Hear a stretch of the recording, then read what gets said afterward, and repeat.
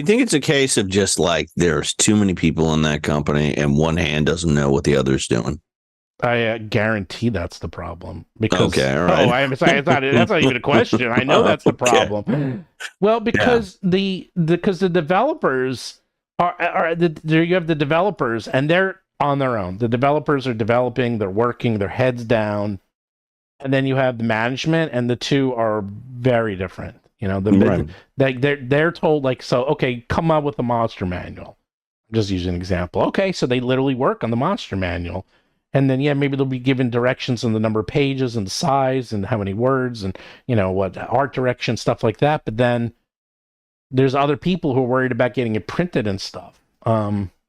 They do something interesting in Wizards. I was talking to them about that. Is that and they were saying that they had to do this because I was asking. Okay, here we can end on a very interesting story. Is I was asking my friend if they work from home, and they're like, "Yeah, we pretty much work from home almost all the time now, except when we have to do the proofs." And I was like, "Oh, what's that?" Which makes the deck of many things even crazier when you think about it. It's like, well, would they literally print out all the pages and then they go into the office and everyone goes in and literally edits the pages by hand and they actually make corrections on the pages if there's any corrections necessary. And they all have to do it in the office. You can't do it digitally, you can't do it remotely. And they said that they still had to go in, and they just got what book was it? It's I think it had to do with liches or something with undead. Maybe I'm spoiling something, but they said, oh, that book just came, and we have to go in and edit it, and that was right after Gen Con. So they're like, yeah, it's their latest one. So and then they go in, they go through every single page. They all look at it and then they take those notes and then they redo the digital files and then they do it again, I think, until there's like no more corrections.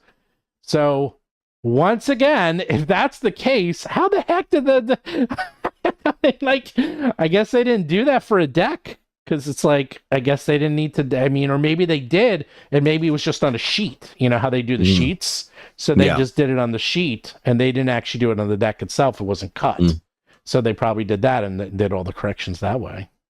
I wish I had it in front of me. Goodman Games just sent me their 100th module for You mean this one? Dungeon Crawl Classics. Yeah. The one I right was next to gonna. me? Did you open it? Did you Yes. open it and see that Yes. board? Can you Yes. show the board to people? Did Yeah, you sure. assemble your board yet? No, because I don't want to be mean, but I have a production issue. Oh yeah. Yeah, well, one of the like these screws that hold the boards together. Yeah. One of them is stripped and doesn't have Oh. this. Yeah, so I need another one. I was about to say that like mine, it puts together. Yeah. It fit together, uh-huh. and I'm like, this is incredible. Oh, Like yeah. that board is incredible. Yeah, this is so Goodman Games has released my favorite module of all time, which I'm going to show because it's right next to me. So here's the board. I didn't put it together because I'm missing the pieces, but then you put these. Oops, you put these here, and then these spin, so the dungeon moves. It's really cool. Well, guess what? He copied from himself because he's already done this in my first favorite module. You know this one. You know this one, Vault of the Iron Overlord? No, I never 50? played it. No. Well, guess what's in this? Same thing. Ta-da! Yeah. Is that amazing? Yeah. And this is by Monty Cook. Oh, really? This is a great module. Yeah. I gotta get that. Yeah, look at that. And that's where he got it from. He's like, okay, when we did with Monty, we got one spinning dice, but when we're gonna do the 100, we'll do 20 spinning. He copied himself. Yeah. So you want to hear my heartbreaker story? This is when D&D 4th edition was first announced.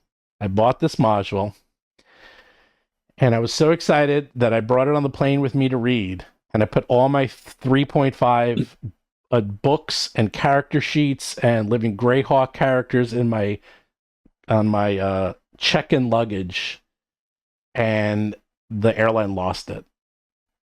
I lost everything. And it never showed up Never again? showed up again.